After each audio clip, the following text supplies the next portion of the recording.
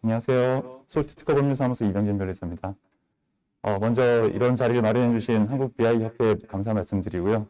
그리고 전년도 2019년도에 저희가 수행했던 LMT테크 업체에 대해서 소개를 드리도록 하겠습니다. 이제 기업 소개랑 컨설팅 내용, 그리고 사업 진행 현황하고 그 이후 성과에 대해서 말씀드리도록 하겠습니다. LMT테크는 2016년도에 설립된 법인인데요. 원래는 그 중국 쪽의 OEM으로 전자제품들을 생산을 해가지고 국내에 판매를 하던 업체였습니다.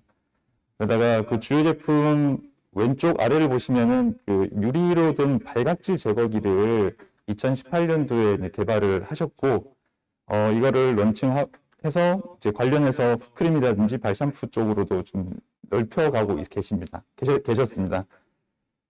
그런 와중에 처음 2018년도에 베데프 글라스라는 제품을 출시를 했고, 그리고 이제 이거에 대해서 2018년, 2019년 2년 동안 우수 브랜드 대상에 선정이 되시기도 하셨습니다.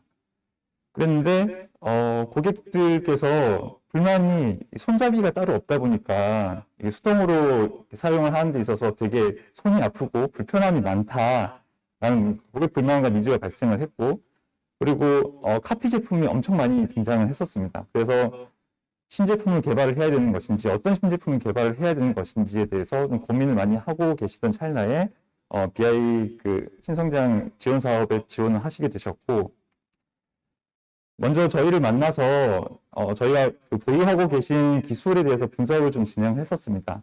갖고 계신 특허는 이게 어떤 거냐면, 유리를 그 반도체나 디스플레이 쪽에서 공정에서 사용하는 해칭 공정을 이용해가지고 마이크로 패턴을 형성한 다음에 이 유리 마이크로 패턴을 가지고 피부 각질을 제거하는 그런 각질 제거기에 관한 것이었습니다. 근데 그냥 피부 각질 제거를 한다는 것만으로는 수동으로 하는 데 있어서 한계를 느끼셨고, 여기에 있어서 이제 유리 연마판을 사용하는 전동 각질 제거기가 없다라는 점에 착안을 하셔서 전동 제품을 개발을 하고자 하셨고요. 그래서 이 기존 제품을 봤을 때는 대부분이 롤러형이었습니다. 롤러형이었고, 그 연마부 재질은 사포, 부석, 분말 다이아몬드라든지 이런 것들로 되어 있었고, 주기적으로 롤러를 교체를 해줬어야 됩니다. 그리고 이 롤러가 돌아가다 보니까 롤러는 이제 선접촉을 할 수밖에 없거든요. 그래서 이제 상대적으로 연마할 수 있는 부위가 이제 좁을 수밖에 없고, 그리고 각질이 다 흩날립니다. 그래서 이런 부분들을 이제 개선을 해서 우리는 신제품을 개발하자라고 하셨고, 일단 연마부 재질이 유리로 되어 있는 것만 확정된 상태에서 어떻게 할지를 했습니다. 근데 유리를 저희가 마이크로 패터닝을 하기 위해서는 롤러 형태로 하기는 좀 힘든 상황이었고요. 그래서 이제 원반형으로 하기로 했고, 그리고 빼서 물로 세척을 할 수 있게끔, 그다음 이제 면접촉을 통해서 상대적으로 넓은 연마 부위를 가져갈 수 있게끔 했습니다. 그리고 추가적으로 회전 모터를 하나를 사용을 해서 아랫부분에 팬을 설치를 함으로써 각질이 나옴과 동시에 흡입이 될 수 있도록 그렇게 하도록 했습니다. 이게 이제 개발하고 있는 과정에 대해서 저희가 사진으로 자료를 남긴 건데요.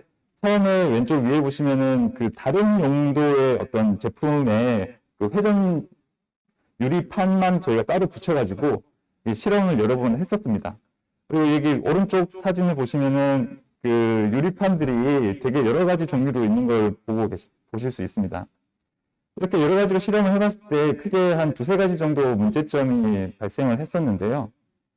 첫 번째로는 유리 원반이 회전을 할 때 중심부하고 외곽부하고 토크 차이가 좀 발생을 하다 보니까 피부에 접촉을 했을 때, 중심부가 접촉을 했을 때 이 멈춤 현상이라든지 멈춤 현상으로 인해서 모터가 튀는 현상이 좀 발생을 했습니다.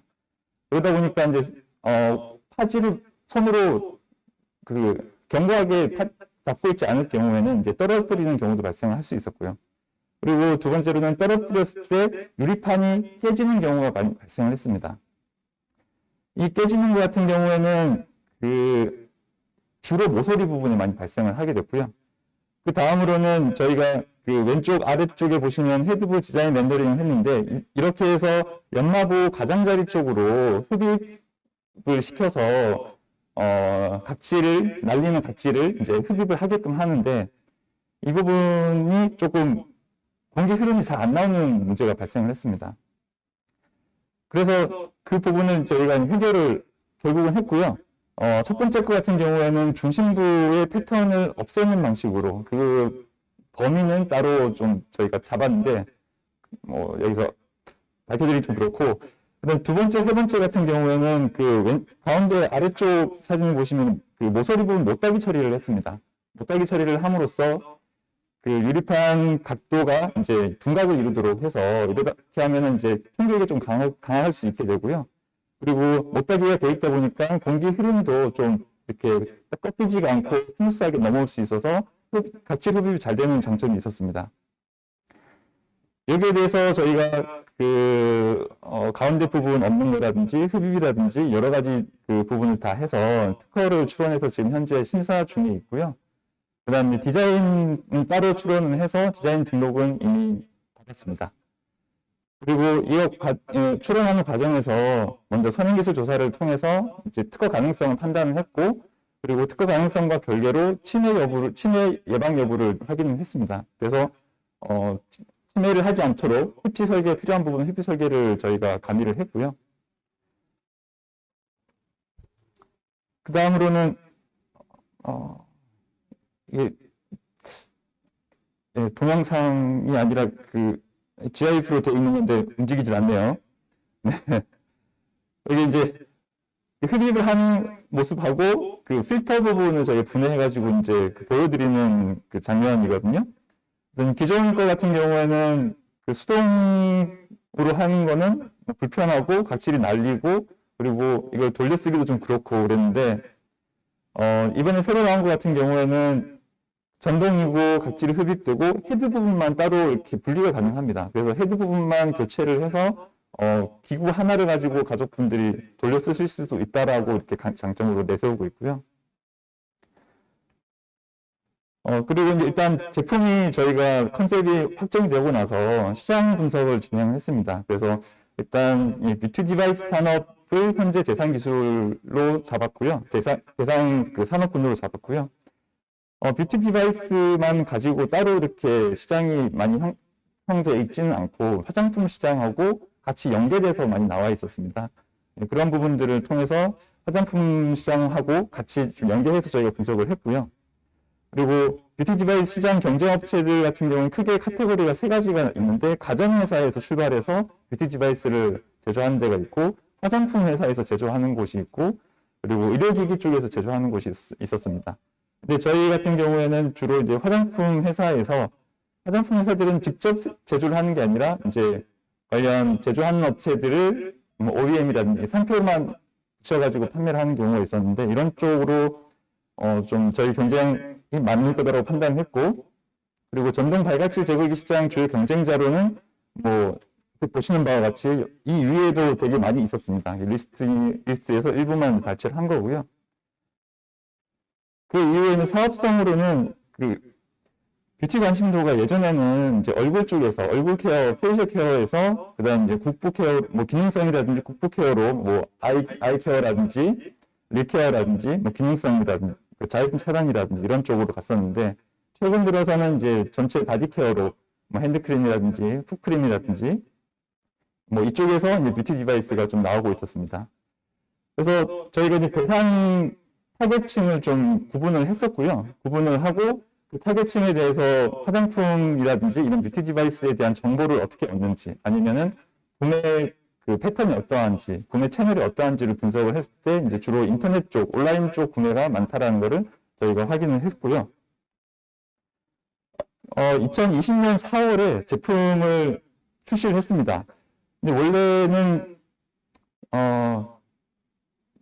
결론을 말씀드리면은 작년 한 해 꽤 많이 팔긴 했습니다만, 이제 저희 그 LNT에서 원래 예상했던 것보다는 조금 안 좋았는데요. 이제 코로나라든지 여러 가지 여파로 인해서 그 해외 박람회라든지 출품 같은 거를 많이 못했습니다. 그걸 감안하면은 전망 잘했다라고 볼 수 있겠지만 그래도 처음보다는 조금 떨어지는 수치여서 조금 실망을 하고 계신데 대표님께서 그래도 여러 온라인 채널을 통해서 판매를 하면서 그 네이버 브랜드 순위 1위는 달성을 했었습니다. 이후에 2019년 그 21억 매출에서 올해 같은 경우에는 지금 현재 약 그 한 33억 매출을 달성할 걸로 보여지고요. 수출액은 12만 불에서 10만 불로 조금 줄었습니다. 이것도 이제 코로나 영향으로 인한 거고요. 전동 발각질 매출, 제거기 같은 경우에는 이제 올해 3억 5천만 원 매출을 지금 달성을 하고 있습니다. 그리고, 전동 발각질 제거기 같은 경우는 아직 그 수출 매출이 없는 상태에서 국내에서만 지금 3억 5천을 달성한 거고요. 수출을 하기 위해서 그 해외 인증이라든지 이런 걸 거치고 있는데 아직 그 직접 가서 뭐 그 바이어라든지 이런 접촉을 잘 못하고 계셔가지고 지금 조금 아쉬워하고 계십니다. 고용은 1명을 더 추가를 하셨고, 올해 그 경기 대진 테크노파크에서 지원하는 그 기업 홍보 영상 제작 지원 사업을 저희가 연계를 해드려가지고, 그, 얼마 전에 기술사업 대전에서 한번 나왔던 걸로 알고 있습니다. 내년에는 이제 그 추가적으로 반려동물 관련해서 그 반려동물 전동 미용 기기 쪽으로 지금 제품을 하나 개발을 하고 계신데 거기에 대해서 지금 출시 예정이고 현재 디자인 등록 출원은 완료한 상황입니다. 대표님께서 이제 애로사항이나 지원 희망 사항으로 뭐 가능할지 모르겠지만 이제 시제품 개발 지원이라든지 아니면 이제 그 디자인 자체에 대한 뭐 목업이란 이런 개발 지원, 금연 개발 이런 것들 좀 지원이 됐으면 좋겠다. 그리고 이미 한번 받으셨지만 홍보물 제작 지원 같은 거, 그다음에 이제 국내외 지식재산권 확보를 위한 지원이나 그다음에 그 분쟁 위험 같은 조사 같은 걸 지원해 줬으면 좋겠다라고 하셨습니다. 끝으로 이렇게 좋은 자리를 마련해 주시고 한 비아그룹에 다시 한번 감사드리고 내년에도 더 좋은 자리를 마련해 주시기 바라겠습니다. 감사합니다.